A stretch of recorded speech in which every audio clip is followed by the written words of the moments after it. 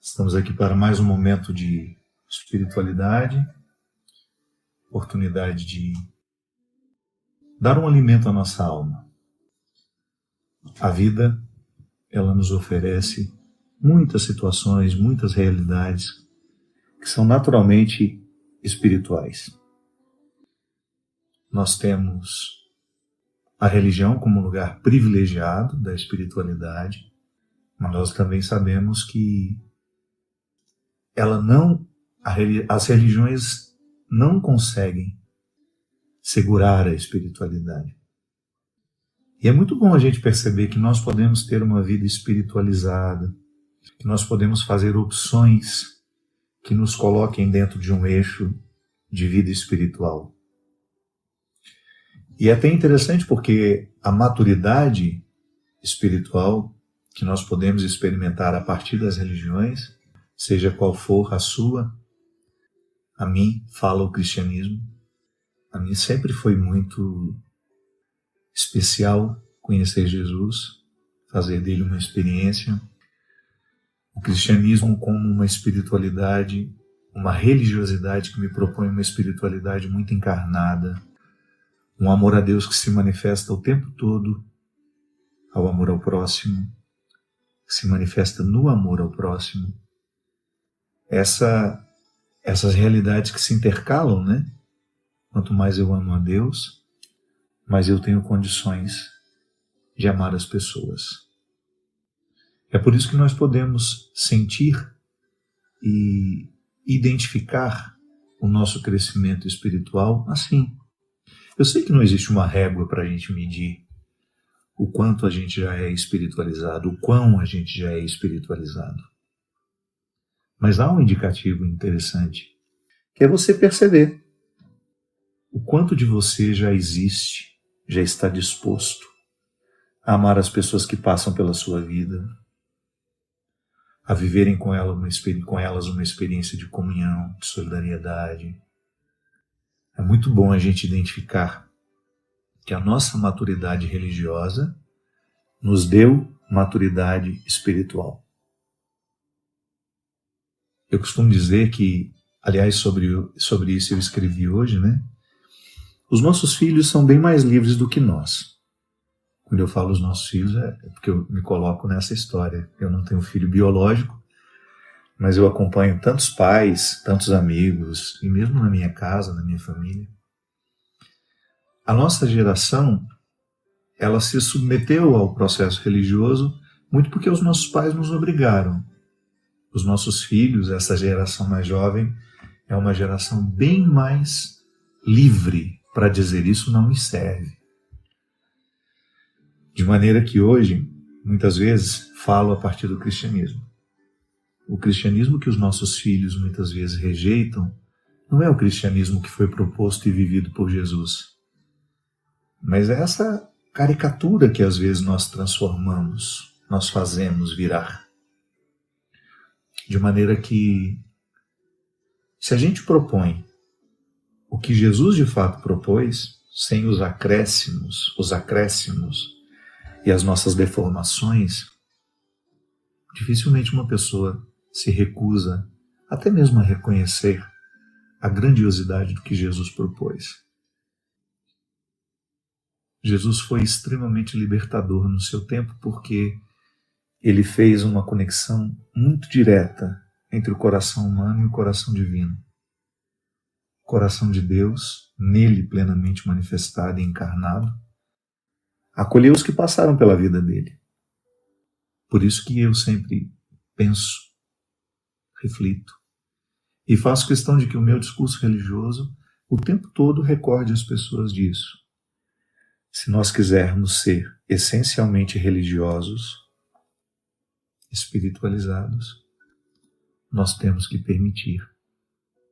Nós temos que escancarar as janelas do nosso coração e do nosso entendimento, para que a gente nunca se perca dessa verdade. Não existe como amar a Deus sem ter também o amor pela humanidade. Essa humanidade que está em mim, que está em você. aquela humanidade que às vezes a gente tem dificuldade de reconhecer como parte da nossa. Pessoas que são muito diferentes de nós, muitas vezes marcadas por uma história pessoal difícil. Quanto mais eu estudo o ser humano, minha gente, mais eu tenho paciência em compreender os nossos processos. Eu já fui muito afoito, já fui muito preconceituoso também. Não que eu tenha deixado de ser, né? O tempo todo eu identifico em mim algumas coisas que eu preciso avançar, que eu preciso evoluir, que eu preciso fazer ficar diferente dentro de mim. Mas eu não perco de vista isso. As questões humanas, aquilo que nos torna humanos, doem do mesmo jeito e também nos alegram da mesma forma. Claro, com proporções diferentes, vai depender da história de cada um de nós. O fato é que eu estou aqui, eu sou humano, você é humano. Precisamos de alguma forma dar conta da condição humana, que não é fácil. Não é fácil. Como é difícil você ter que lidar com você. Como é difícil lidar com aquelas partes desconhecidas de você que ainda gritam, que dão ordem. Como é difícil a gente lidar com aquilo que em nós ainda não obedece à nova versão que nós queremos ser. Então, para mim, vida espiritual é isso. É a oportunidade que eu tenho de alguma forma interferir, seja por meio da reflexão, seja por meio da ação, seja por meio da transformação do pensamento, da mentalidade, seja pela reformulação da linguagem. Tudo isso para mim é busca espiritual. Claro que para mim passa pela vida religiosa porque eu escolhi ser padre, eu escolhi ser um líder religioso nos dias de hoje. E eu quis esse encontro com vocês hoje, porque hoje nós estamos celebrando o Dia de Todos os Santos. Se você não é cristão, você me permita falar do que significa para nós, cristãos, ser santo. É claro que toda vez que nós falamos de santidade, a primeira imagem que nos ocorre é essa visão tradicional dos santos nos altares, nas igrejas, nos procissões, nos andores. Mas eu gostaria que você pensasse comigo o conceito de santidade um pouco antes disso, porque ali nós estamos vendo um resultado da santidade que nos foi apresentado inclusive com características da cultura de cada época. Eu quero que você pense o conceito de santidade hoje. De que forma nós podemos nos aproximar desse conceito e ele fazer sentido para nós? Eu acho que você tenha uma forma de pensar a santidade muito semelhante à minha, que é muito próprio do que a gente escuta. Primeira coisa que nos ocorre, santidade não é uma coisa para nós. Foi para Antônio que virou Santo Antônio, foi para Francisco que virou São Francisco, foi para Clara que tornou-se Santa Clara, Teresa que virou Santa Teresa d'Ávila, Teresinha que virou Santa Teresinha. Mas e quando a gente precisa pensar a nossa santidade? Eu sei que, sem medo de errar, boa parte das pessoas com quem eu converso isso tem essa reação. Não, isso não é para mim. Estou fora disso. Não tenho jeito para isso, não combina comigo, não me imagino em cima desse altar, não me imagino dentro dessa igreja ou sendo carregado no andor. Esqueça isso. Esqueça isso. Eu convivo com pessoas santas, encontro pessoas santas o tempo todo, que nem sabem que são. Primeiro ponto para a santidade ser possível para nós: livrar-nos da pretensão de sermos perfeitos. De uma forma muito equivocada, em algum momento dessa construção cultural, religiosa, nós passamos a identificar santidade com perfeição. Eu não consigo ser perfeito. Não sei você. Nunca consegui. Eu nunca consegui fazer nada na minha vida que eu pudesse dizer com tranquilidade: isso que eu fiz está perfeito. Não. Tudo é marcado pela nossa insuficiência. Eu sou insuficiente nas minhas decisões, eu sou insuficiente na minha forma de pensar, eu sou insuficiente nas minhas ações, por mais que eu queira, a minha vontade é fraca. Então, se tem uma coisa que eu nunca na minha vida experimentei, foi a perfeição. E é interessante porque o conceito de perfeição, ele perpassou muito a nossa cultura. Ele acontece o tempo todo na nossa cabeça sem que a gente perceba, sem até mesmo que a gente pense sobre ele. Quantas vezes eu me tornei uma pessoa infeliz porque inconscientemente eu estava programado para ser perfeito? Como é que alguém é programado para ser perfeito? A partir da experiência de sermos quem somos, de nascer onde nascemos. Não sei como foi a sua relação com seus pais, com as pessoas que de alguma forma tiveram uma autoridade emocional, afetiva na sua vida. O que eu sei, sem medo de errar, é que muitos de nós fomos criados com a pretensão de que deveríamos ser perfeitos. Inclusive porque a gente fazia uma associação assim: se eu não for perfeito, eu não serei amado, eu não serei querido, não serei aceito. Quantos de nós infelicitamos bons períodos da nossa vida porque a gente queria ser perfeito? Esse problema da perfeição é tão presente na cultura que, inclusive, ele determina muito as nossas relações amorosas. Na literatura está presente, né? Tristão e Isolda são um grande momento da literatura em que o mito do amor romântico. O que é o amor romântico? É o amor perfeito. É o amor do conto de fadas. É o amor das histórias buriladas, acabadas, para provocar-nos aquela sensação de eternidade. Nossa, como é lindo isso! Mas na hora que nós vamos viver, o amor é tão precário. Por mais que você ame, o amor é tão difícil. Ou eu estou mentindo? Ou não é assim para você? Para mim é. Toda vez que eu preciso amar, eu esbarro naquilo que em mim é coragem, mas esbarro também naquilo que em mim é fraqueza. Às vezes, por mais que eu ame, eu não consigo ser fiel. Por mais que eu ame, eu não consigo manter o compromisso. Por mais que eu ame, eu não sou pontual. Por mais que eu ame, eu acabo falando aquilo que não deveria falar. Por mais que eu ame, sem perceber, eu prejudico a pessoa que eu amo. Então, toda vez que eu estou diante do mito do amor romântico, do amor perfeito, eu identifico que ele não me serve. Não é uma roupa que me veste confortavelmente.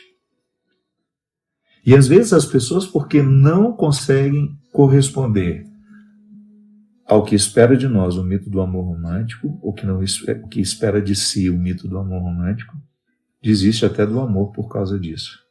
Ou então fica eternamente naquela ilusão de que vai viver uma experiência assim, linda, elaborada, terminada, como nós vemos nos romances, nos contos de fadas. E a gente precisa reconhecer: eu não sou perfeito. Mas mesmo assim eu sou incapaz de amar? Não. Mas há uma forma de você aprimorar o seu amor, que nunca será perfeito, mas pode ser santo. É aqui que existem as conversões. É aqui que uma coisa se transforma na outra. E é lindo a gente perceber. Sede santos como vosso Pai do céu é santo. Em algumas traduções, sede perfeitos como vosso Pai do céu é perfeito.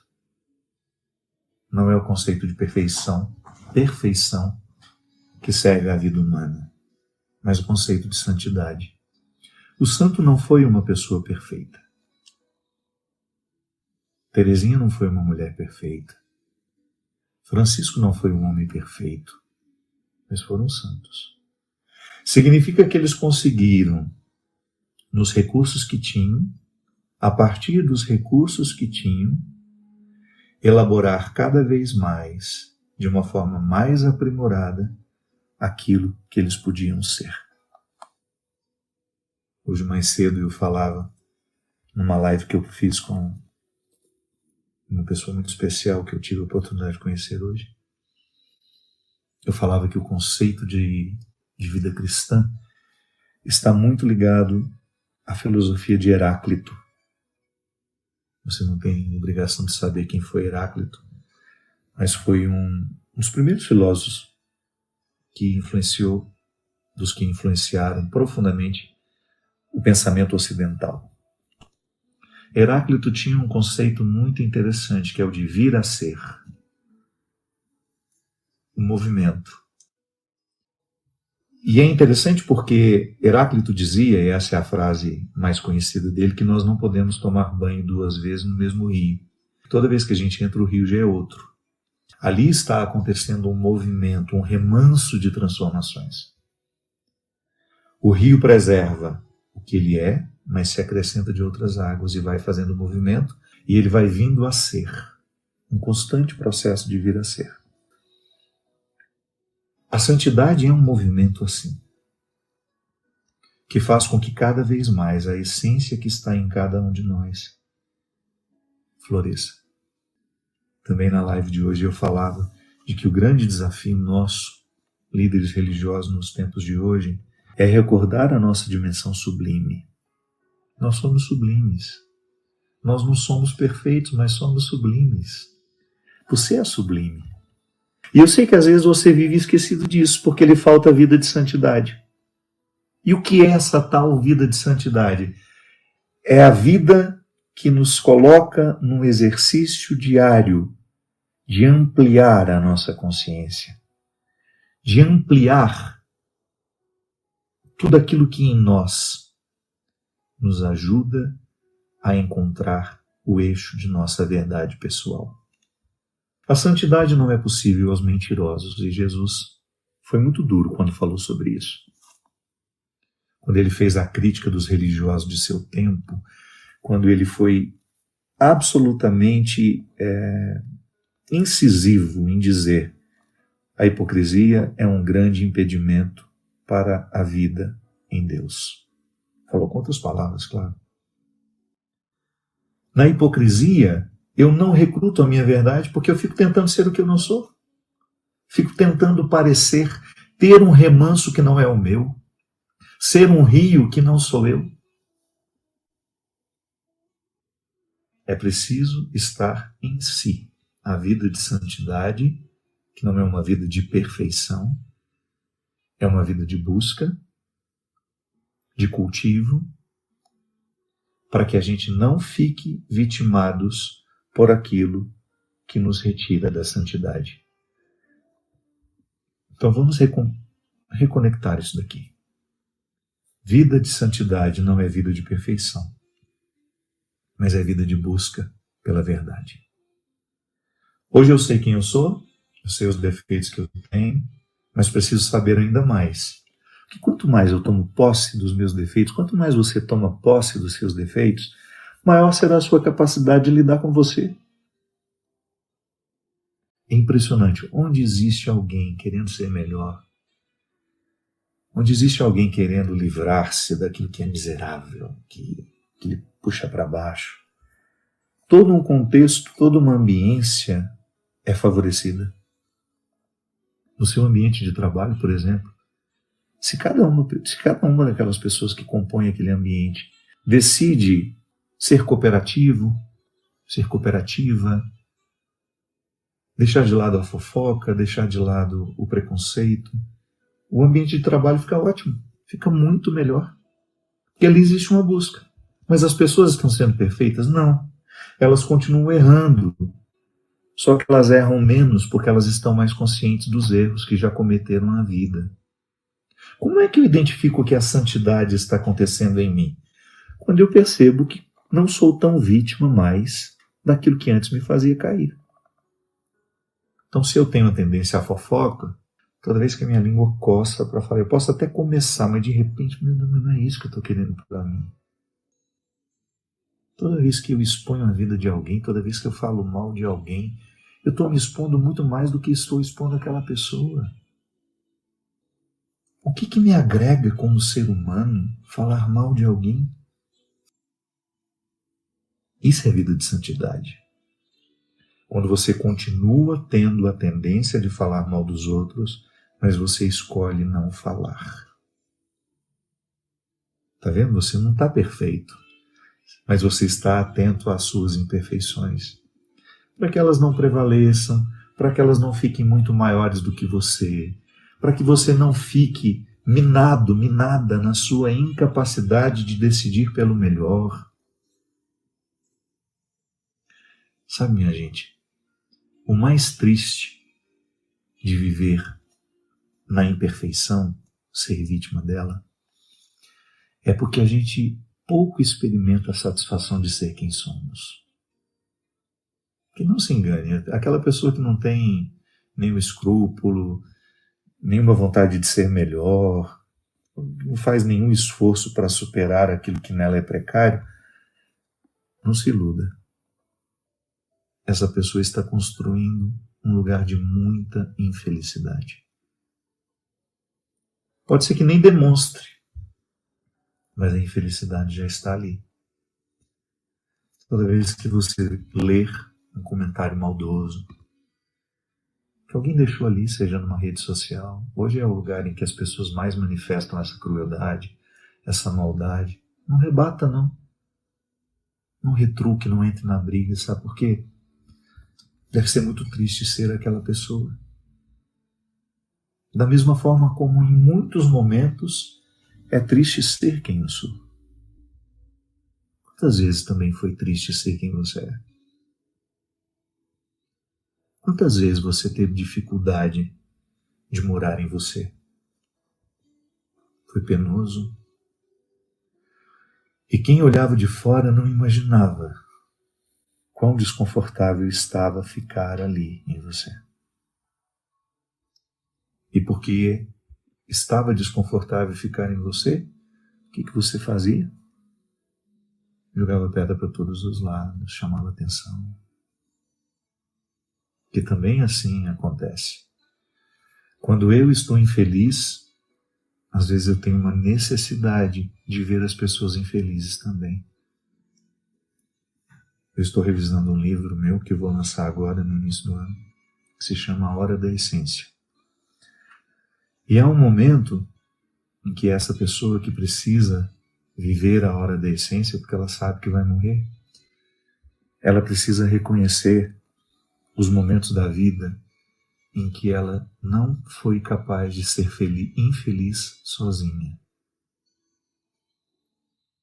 Quando a sua infelicidade foi tão grande, quando o seu ódio foi tão grande, quando o seu ressentimento foi tão grande, que ela não coube dentro dela. E aí ela fez a pior coisa que uma pessoa pode fazer quando está sofrendo. Querer que todos que estão ao redor sofram também. Você poderia dizer assim, nossa, mas como uma pessoa é capaz de fazer isso? Eu lhe desafio a pensar, quando você já foi capaz de fazer isso? Porque eu já fiz isso. Não tenho nenhum receio de admitir aqui para vocês que, em alguns momentos, o meu sofrimento foi tão grande que eu queria que todo mundo que estivesse ao redor sofresse também. Sabe por quê? O sofrimento, quando não é vivido na perspectiva da santidade, ele nos torna cruéis. Mas o sofrimento, quando vivido na perspectiva da santidade, ele nos torna solidários e fraternos. Imagine uma situação muito simples, só para você entender o que eu estou dizendo, entender um pouquinho melhor. Digamos que o voo que você iria embarcar agora, ou o ônibus que iria sair agora, deu problema só com a sua passagem. Você olha para o lado e você sai perguntando, o seu está certo? Deu problema com o seu? Reconheçamos. Tudo o que a gente quer é encontrar alguém que esteja vivendo o mesmo problema que a gente. Porque é uma forma que a gente tem de despejar aquilo que não está cabendo dentro de nós, é uma forma de pensar, não é só comigo. Sim, às vezes, quando eu estou infeliz, eu não moro bem dentro de mim e eu me torno um péssimo vizinho para as pessoas. Estou falando dessa casa aqui, minha gente. Eu não estou falando da casa de paredes que eu tenho, que você tem, que agora nós estamos cada um nela. Não. Eu estou falando dessa casa que é corpórea, que é espiritual, que é emocional, que às vezes, porque eu não estou feliz dentro dessa casa, eu saio por aí fazendo de tudo para que as outras pessoas também não se sintam. Aí eu vou lá, falo mal do cabelo dela, falo mal da foto, falo que ela está gorda, eu falo que ela está magra, eu falo que ela fez aquilo para aparecer, eu falo, porque de alguma forma eu quero que a minha infelicidade se manifeste. A gente tem até uma expressão, né, que ela é muito popularesca, que gente feliz não incomoda. É, mais ou menos. Tem gente feliz que às vezes a gente está feliz e incomoda. Mas eu falo disso. Quando você percebe que você está no eixo da sua verdade, que você está convivendo bem com você, você se torna muito mais um instrumental de favorecimento à vida do outro do que um instrumental de obstáculo.